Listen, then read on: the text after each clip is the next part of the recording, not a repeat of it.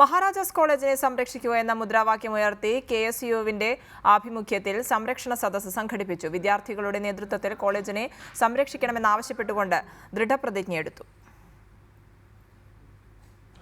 Maharajas college പ്രിൻസിപ്പലിന്റെ കസേര കത്തിച്ച പശ്ചാത്തലത്തിലാണ് മഹാരാജാസ് കോളേജിനെ സംരക്ഷിക്കുക എന്ന മുദ്രാവാക്യമുയർത്തി കോളേജ് കവാടത്തിന് മുന്നിൽ കെഎസ്യു സംരക്ഷണ സദസ്സ് സംഘടിപ്പിച്ചത്.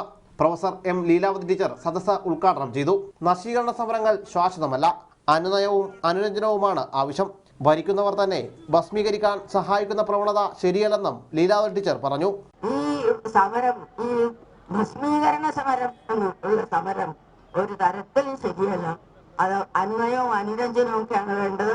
അതിനുള്ള വഴികളാണ് നേതാക്കൾ എത്തേണ്ടത്. ഇത്തരം സമരക്കാർക്ക് കൂട്ടുനിൽക്കുന്ന ഭരണ സംവിധാനത്തിനാണ് ധാർമ്മിക ഭ്രംശം സംഭവിക്കുന്നതെന്നും ലീലാവതി ടീച്ചർ കൂട്ടിച്ചേർത്തു. വിദ്യാർത്ഥികൾ ആശയം കൊണ്ടുള്ള സമരമാവണം നടത്തേണ്ടത്. ഇതിന് മുൻകൈയെടുക്കാൻ ഭരണ സംവിധാനം മുന്നോട്ട് വരണമെന്നും വെയില് തന്നെ വിളവ് തിരുന്ന പ്രവണത ഒഴിവാക്കണമെന്നും ടീച്ചർ വ്യക്തമാക്കി. അവര് സമരത്തിന് അനുകൂലിക്കുകയും ഭസ്മീകരണത്തിന് പ്രോത്സാഹനം നൽകുകയും ചെയ്യുന്നുണ്ട് എങ്കിൽ വേലി തന്നെ വിളവ് തിന്നാണ്, വേലി തന്നെയാണ് വിളവ് തിന്നുന്നത് എന്നുള്ളൊരു അവസ്ഥ വരുമ്പോൾ അത് വളരെ വലിയൊരു നിസ്സഹായാവസ്ഥയാണ്. നൂറുകണക്കിന് വിദ്യാർത്ഥികളും സംരക്ഷണ സദസ്സിൽ പങ്കെടുത്തു. റിപ്പോർട്ടർ, കൊച്ചി.